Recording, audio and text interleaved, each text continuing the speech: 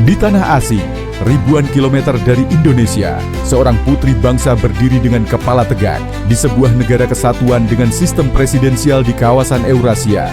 Wilayahnya terbentang dari semenanjung Anatolia di Asia Barat Laut hingga daerah Balkan di Eropa Tenggara. Di sanalah debut perdana Megawati Hangestri bersama Manisa BBSK. Bukan sekadar pertandingan, tetapi pembuktian potensi diri, pertaruhan bangsa, dan awal sebuah sejarah baru. Servis AC kerasnya bagaikan peluru.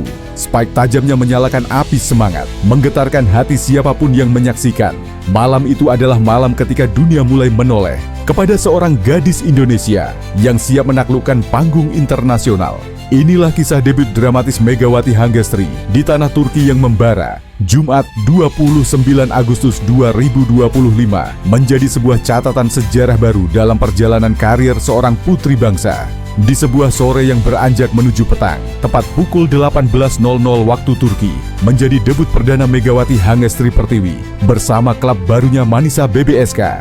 Sesuai janji kami di channel kebanggaan Anda, Rob's Spot. Di video kami sebelumnya kami berjanji akan mengungkap kenapa di set kedua saat Megawati dicadangkan, mengapa dirinya tak nampak terlihat di bangku cadangan dan tak nampak berkumpul bersama pemain cadangan lainnya. Di video sebelumnya sedikit kami bocorkan, ternyata Mega pergi ke ruang ganti dan menghubungi Yeom Hae Seon dan melakukan ritual seperti yang ia lakukan semasa di Korea.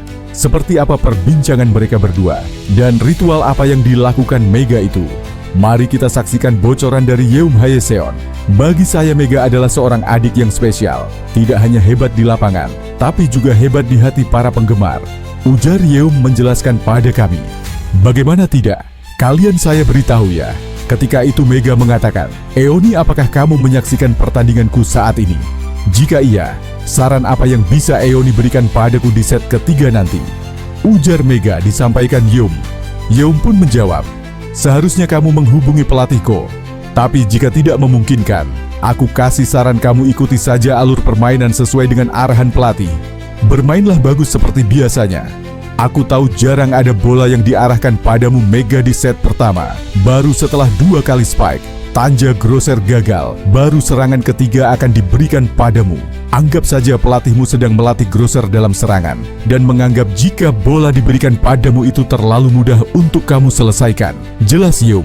Kuncinya ada padamu sendiri Mega. Tetap tenang, tetap tersenyum, tetap semangat. Dan saya yakin setiap fansmu di Korea tetap menyaksikan dan mendukungmu dari rumah. Itulah nasihat Yeom pada Mega. Begitu bijaknya Yeom, layaknya kapten dalam lapangan. Tidak berhenti di situ, Yeom pun menambahkan pada kami ternyata Mega masih selalu menjadi sosok yang religius. Di akhir percakapanku dengan Mega, dia buru-buru minta izin untuk mengakhiri percakapan singkat itu dengan mengucap terima kasih dan akan melaksanakan ibadah sholat menjelang petang di sana. Ujar Yeom yang mungkin ibadah yang dimaksud adalah sholat maghrib. Memang ya, selain menjadi pemain yang bisa kita banggakan, Mega juga tak lalai dalam urusan ibadahnya dengan Tuhan. Dan itu mengapa Mega menjadi sosok yang terus beranjak bersinar terang, karena ia juga punya Tuhan yang tidak pernah ia tinggal dalam urusan 5 waktunya. Seolah-olah dalam setiap perjalanan hidupnya, Mega menjelaskan selalu melibatkan Tuhan sebagai kunci suksesnya dalam beberapa aspek yang kini mampu kita lihat, yaitu dalam meniti karirnya, mengasah kemampuan, mengharumkan nama bangsa Indonesia, dan menghibur penggemar dengan aksi memukaunya. Jika kembali membahas tentang debutnya melawan tim yang sempat merasakan posisi 3 ini, bagi Mega ini bukan sekadar pertandingan pramusim biasa. Laga ini menjadi titik tolak sebuah perjalanan panjang. Lawan yang dihadapi adalah Altinordu, klub yang juga tengah naik daun dan dikenal punya pertahanan alot. Atmosfer di dalam gedung olahraga itu begitu padat, terasa sesak oleh teriakan supporter Manisa yang sudah menunggu aksinya, bercampur dengan rasa penasaran publik Turki yang mendengar nama Megawati bergema dari Asia Tenggara. Berbicara tentang Manisa, di set kedua nama Megawati tak muncul dalam line-up. Sang pelatih memberinya jeda, entah untuk mengatur strategi atau memberi ruang adaptasi. Penonton sempat kecewa, tetapi justru inilah yang membuat tensi semakin dramatis. Apakah debut Megawati hanya sebentar? Namun, tanpa Megawati pun, Manisa tampil perkasa. Dennis Emreli benar-benar menjelma sebagai motor permainan. Spiker Turki itu berulang kali menembus blok lawan. Sementara blok Manisa juga bekerja rapat menjaga pertahanan. Altinorddu mencoba bangkit, namun mentalitas Manisa sudah terbentuk. Akhirnya, dengan determinasi tinggi, Manisa menutup set kedua dengan kembali membawa kemenangan. Dan disinilah klimaksnya. Ketika peluit berbunyi tanda dimulainya set ketiga, Megawati kembali masuk. Penonton berdiri, sorakan menggema, seolah tahu bahwa mereka akan disuguhi sesuatu yang istimewa. Set ini berjalan lebih ketat. Altinorddu mati-matian mempertahankan harga diri.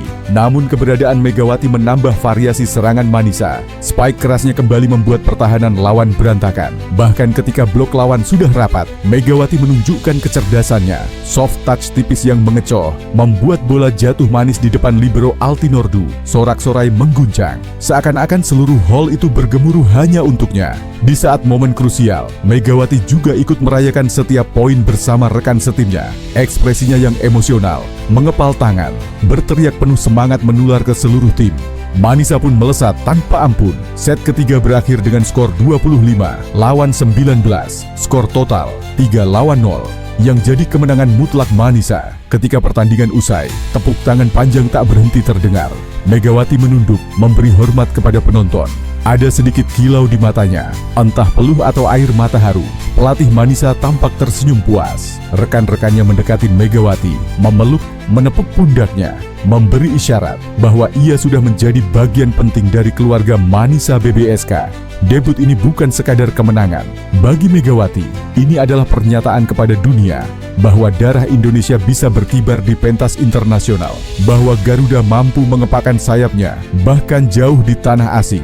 Kemenangan 3-0 atas Altinorddu mungkin hanya awal, namun yang terasa di malam itu adalah sesuatu yang jauh lebih besar dari sekadar skor.